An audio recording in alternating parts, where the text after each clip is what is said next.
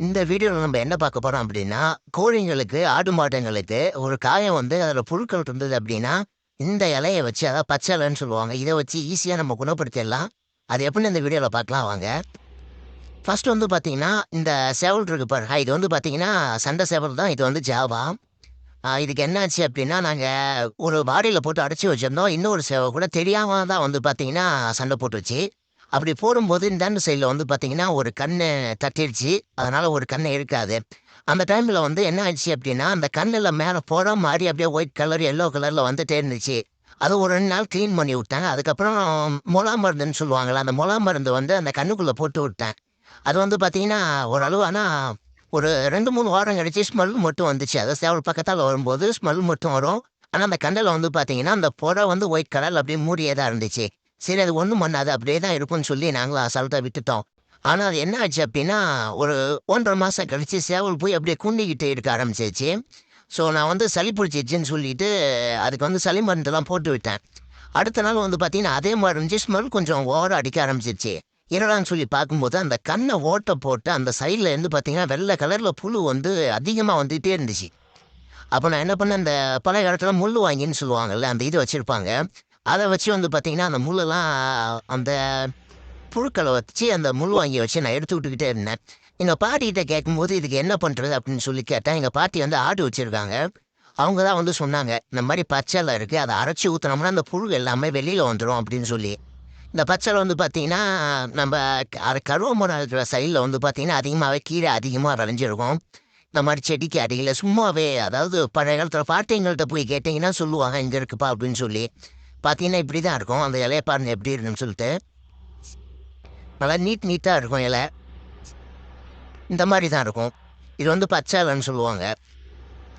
இந்த இந்த இலைய வச்சு தான் நம்ம வந்து இப்படி தான் இருக்கும். அதாவது உங்களுக்கு தெரியல அப்படின்னா, இந்த மாரி பார்த்துக்கோங்க. இந்த இலைய இந்த மாரி பிச்சுக்கோங்க.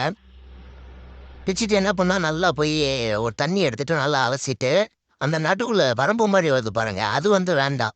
சைடுல இருக்கிற இலைய மட்டும் நம்ம தனியா பிச்சு எடுத்துக்கிட்டாலே போதும். இது வந்து பார்த்தீங்கன்னா, சூப்பரா ரிசல்ட் தருது. நான் வந்து பார்த்தீங்கன்னா, சேவல காமிக்கல. ஏன்னு வந்து பார்த்தீங்கன்னா, ஸ்ட்ரைக் குடுக்குறாங்க. அதனால தான் வந்து சேவல வீடியோல காமிக்கல. இந்த இலையெல்லாம் பிச்சுட்டு, அத நசுக்கி, அத சூடம் கற்பூரம் சொல்லுவோம்ல, அந்த கற்பூரத்த வச்சு தான் நசுக்கணும். நசுக்கும்போது, அந்த சார அப்படியே அந்த கண்ணுல உட்டேன். உட்ட உடனே பார்த்தீங்கன்னா, அந்த கண்ணுலேருந்து நாலா மூலைக்கு அப்படியே புழு வந்து ஓடிக்கிட்டே இருக்கு. அந்த அளவுக்கு வந்து பார்த்தீங்கன்னா, அந்த பச்சல அவ்வளோ பவரு. இது வந்து பார்த்தீங்கன்னா, கோழிங்களுக்கு மட்டும் இல்ல. உங்க ஆடு, மாடு எதா இருந்தாலும் ஒரு காயம் இருந்து அதில புழு வச்சிருந்ததுன்னா, இத வச்சீங்கனாலே, கண்டிப்பா 100% வந்து பார்த்தீங்கன்னா, உங்களுக்கு தீர்வு கிடைக்கும். நீங்க வேணா வச்சு பார்த்துட்டு எனக்கு கமெண்ட் பண்ணுங்க. நான் வந்து நான் வீடியோ போடுறனாலே நான் வந்து வச்சு பார்த்துட்டு தான் உங்களுக்கு வந்து வீடியோவே போடுவேன். ஒருக்காச்சும் மட்டும் தான் வீடியோ போடுவேன். மத்த மாரி ஃபேக் வீடியோலாம் நான் எதுவும் போட மாட்டேன். இப்போ வந்து பார்த்தீங்கன்னா, இத மாரி நம்ம தவையெல்லாம் பிச்சு எடுத்துக்கிட்டோம். பாருங்க நல்லா கழுவிட்டு அப்படியே பிச்சு எடுத்தாச்சு. இத சாறாவும் ஊத்திட்டு காயமா இருந்துச்சுன்னா, அதிலேயே வச்சு அப்படியே கட்டிக்கலாம். அப்படியே அந்த எந்த இடத்துல புழு இருந்துச்சோ, அந்த இடத்துலயே வச்சு அப்படியே கட்டிட்டீங்கன்னா, அது ஃபுல்லா இருந்ததுன்னா, இருக்கிற புழுவும் அப்படியே ஃபுல்லா வந்து பார்த்தீங்கன்னா, வெளியில வந்துரும். இந்த மாரி ஒரு கற்பூரம் போதும். அதிகமா தேவையில்ல. ஒரு கற்பூரம் வச்சு நம்ம நல்லா அப்படியே 2த்தையும் அப்படியே மிக்ஸ் பண்ணி இடிச்சுக்கலாம். அந்த மிக்ஸிலலாம் போட்டு அரைச்சு வேஸ்ட் பண்ணிடாதீங்க. அம்மி இருந்துச்சுன்னா அம்மியில அரைங்க. இல்லைன்னா கூழாங்கல்லு மாரி பழைய காலத்து கல்லுலாம் இருக்கும். அந்த கல்ல வச்சு நல்லா அப்படியே இடிச்சு, இடிச்சு அப்படியே எடுத்தீங்கனாலே போதும். முக்கியமா சாறு வெளியில போய் விடாது. ஓவரா தண்ணி வச்சு இடிக்காதீங்க. கழுவி எடுத்துட்டு அப்படியே கொஞ்சம் உலர்த்திட்டு, அதுக்கப்புறம் வந்து பார்த்தீங்கன்னா, அப்படியே வச்சு இடிச்சிக்க வேண்டியதுதான். இந்த மாரி நல்லா இடிச்சுக்கணும். சூப்பரா ரிசல்ட் தரும். நம்ம சேனல புதுசா பார்க்குறவங்க மறக்காம சப்ஸ்கிரைப் பண்ணிக்கோங்க. சேவல பத்தி நம்ப நெறைய வீடியோ போட்டுருக்கோம். போய் பாருங்க. உங்களுக்கு ஏதாவது டவுட்னா கமெண்ட் பண்ணுங்க. நாங்க அதுக்கேத்த மாரி வீடியோ போடுறோம். சேவலுக்கு என்னென்ன பண்ணணும், என்னென்ன நோய்கள் வந்தா அத எப்படி தீர்க்கலாம்னு சொல்லி நம்ம ஆல்ரெடி வீடியோ போட்டுருக்கோம். புதுசா பார்க்குறவங்க யாராவது பார்த்தீங்கன்னா, நம்ம சேனல மறக்காம சப்ஸ்கிரைப் பண்ணிக்கோங்க. உங்களுக்கு டவுட்னா மறக்காம கமெண்ட் பண்ணுங்க.